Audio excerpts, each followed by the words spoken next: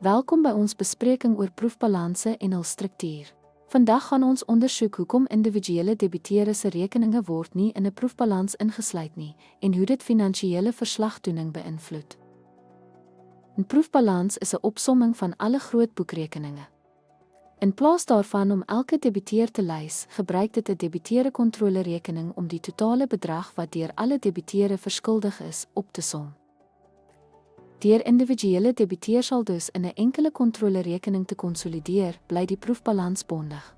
Hierdie doeltreffendheid in rapportering maak dit makliker om finansiële data te hersien en te bestuur. Om elke debiteur in die proefbalans in te sluit, sal die proses kompliseer. Om elke debiteur afsonderlik te lys, sal die proefbalans langer en moeiliker maak om te bestuur en daarom 'n kontrolerekening word gebruik. Ten slotte laat die proefbalans individuele debiteure se rekeninge weg om verslagdoening te vereenvoudig.